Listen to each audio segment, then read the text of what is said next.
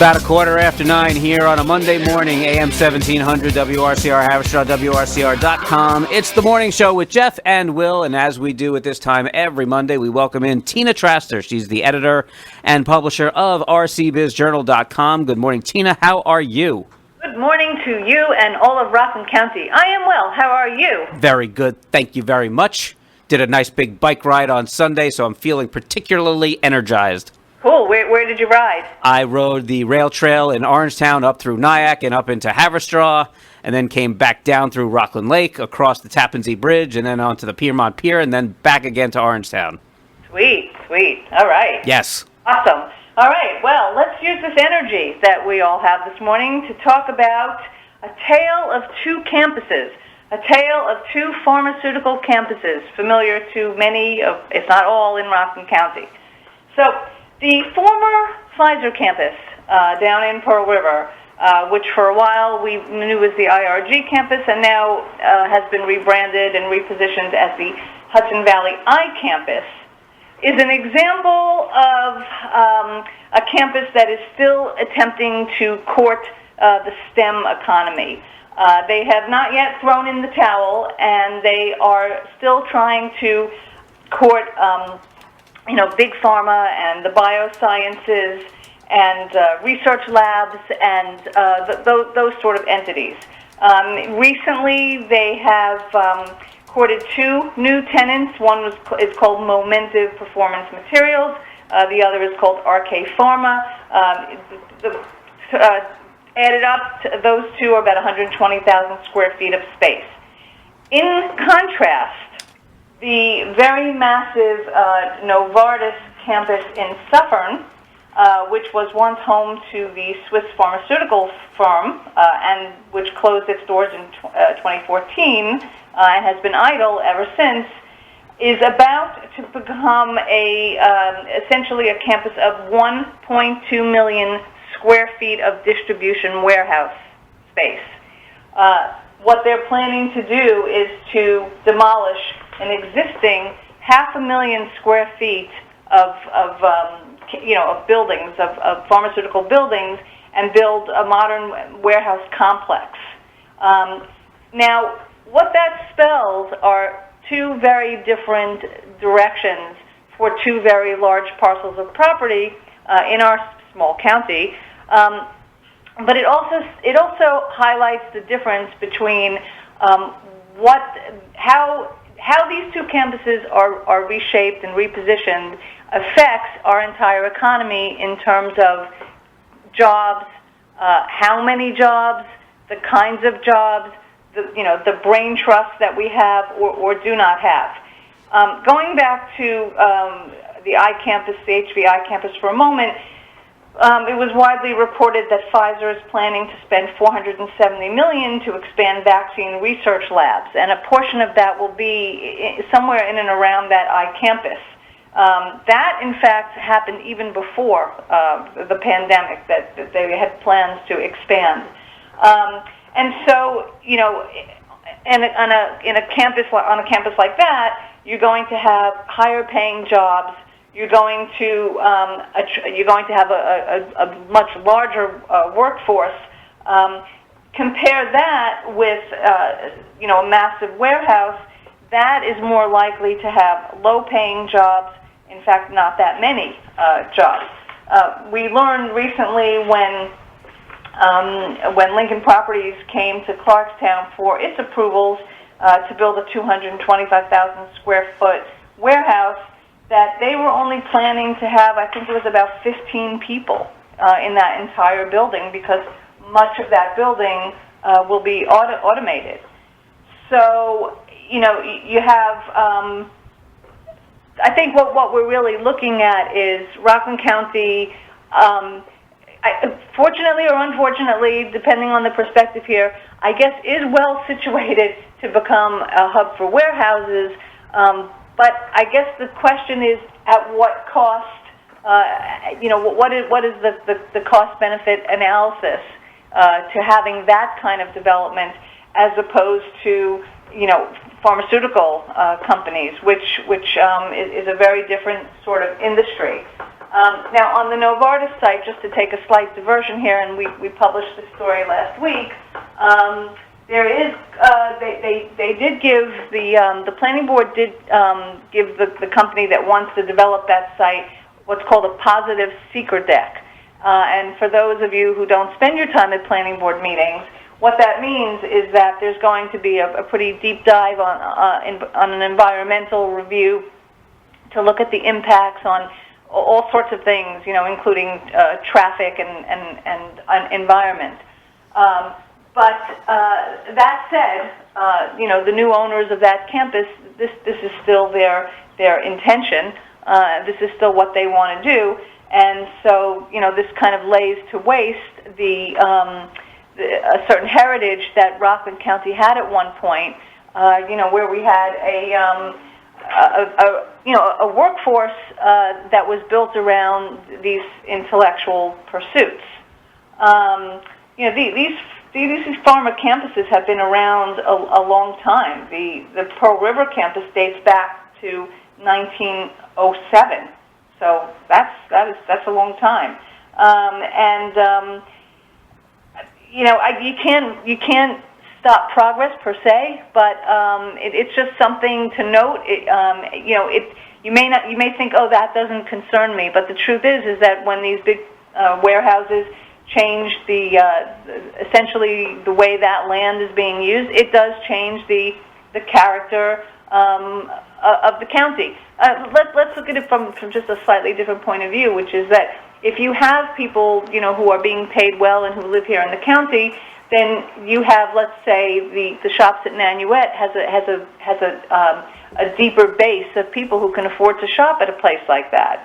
But if you start to fill a county with warehouses and with minimum wage jobs, you're starting to essentially change the threshold of the demographics, of who lives here and what people can afford.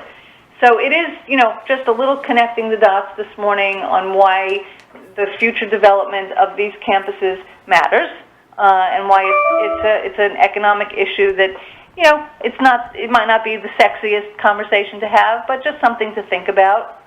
Speaking of sexy conversations, we have a caller on the line. His name is Jimmy.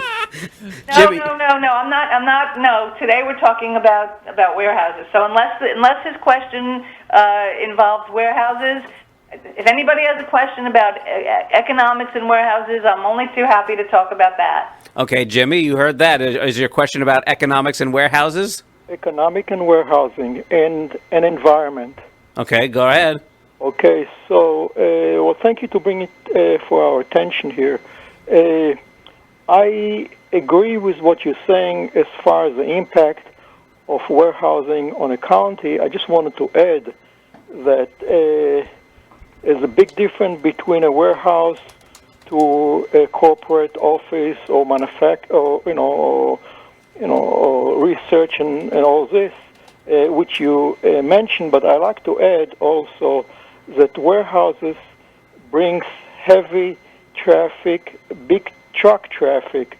The county is really was not designed for this type of a movement of big trucks moving in and out, and this can cause a lot of traffic problems. And let's not forget about pollution, very heavy pollution. Big trucks, put out a lot of fumes, which are bad for the neighborhood.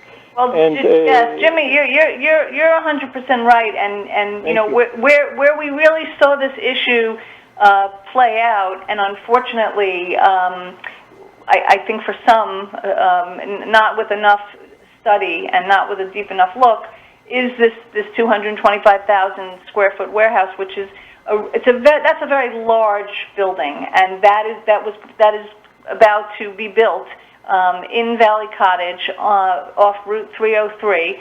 And despite several rather emotional public hearings with people really shocked to their core, that a warehouse that size with the kind of truck and trailer truck traffic that it was going to bring, it did not, the Clarkstown Planning Board did not ask for what I just said, positive deck meaning they did not ask for a deeper environmental review. I think that, in contrast, that's what's sort of interesting about this Novartis campus in Suffern, because, in fact, the Novartis campus is at least adjacent to the thruway. This 225,000 square foot warehouse that's coming to Valley Cottage, I mean, is right in the middle of essentially, I mean, it is in an industrial park, yes, but that industrial park is surrounded by residential neighborhoods and also Route 303, which can barely, stand another truck. So yeah, we're really in a moment right now where how we go forward is very much going to impact what this county feels like and how it functions. And the power rests with the planning boards. The planning boards hold a lot of power. So, good point, Jimmy.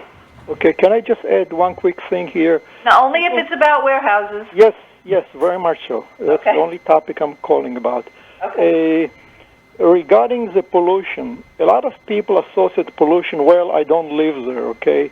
What a lot of people don't realize with winds and movement, especially certain time during the year, pollution travel all over the county. And I don't care, they say, well, it's Valley Cottage or it's Suffern.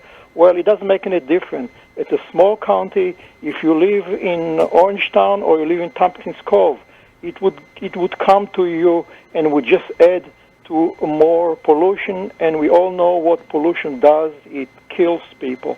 Thank you. You're right. And this issue came up at the many planning board meetings when this project was proposed. People talked about monitoring air quality. I believe in this county we monitor our air quality at the Davies Apple Farm. I mean, I think we might need some more air quality monitors around the county to really get a read on what we're talking about. Thank you. Yeah. So it's true. I think we need to. It's difficult because projects are evaluated on a town-by-town or village-by-village basis, but he's right that planning does have a holistic impact on all of us who live here. Noise and pollution doesn't know town borders, so he's right. Jimmy just left. I think he made his point, but yeah, now it's certainly an interesting point to make in that regard. What were you saying before we had his call? But yeah, adding on to that, of course, pollution is a large concern around here. We ourselves have a great environmental show here every Saturday when in regards to that, so they'll possibly bring that point up with the construction there. Are there any other concerns when it comes to the warehousing project? Well, it's just a matter of how we want to move forward as a county. And the thing is that there's a lot of appetite for warehouse and distribution space. And what I'm saying is, keep your eyes open. We're going to see more and more of this demand, I think. I mean, there's some chatter that like Amazon is scaling back and that some of the demand is abating. But I don't really believe that. I still think that we're going to remain in an e-commerce economy, and that there is going to be voracious demand for warehouse and distribution space. And we're a county where there's access to the thruway and other roads that make us I guess a desirable place to put warehouses. We just have to, I say we collectively as town officials and planners and citizens, we have to figure out, what's the, where's the sweet spot, and then where does it tip us too far over to being a county that loses its brain trust, that loses, good jobs, and that also is impacted environmentally, where Rockland no longer becomes a place that people come to because of the still quasi-rural feeling that this county has. I know. And I'm sorry, Tina, we gotta go. We have a show coming on, and we're already a minute and a half late for Okay, it. I get lost and I forget the time. And that's okay. It happens. RCBizJournal.com is the website. Check it out, please. We'll talk again next week, possibly about who's going to run the shelter. I thought we were going to talk about that today. We'll put that over till next week. Thanks for joining us, Tina. AM 1700 WRCR Haverstraw. It's WRCR.com. We've got Hudson Valley Audiology's Listen Up Rockland coming up next. Don't go away. We're back with the rest of the morning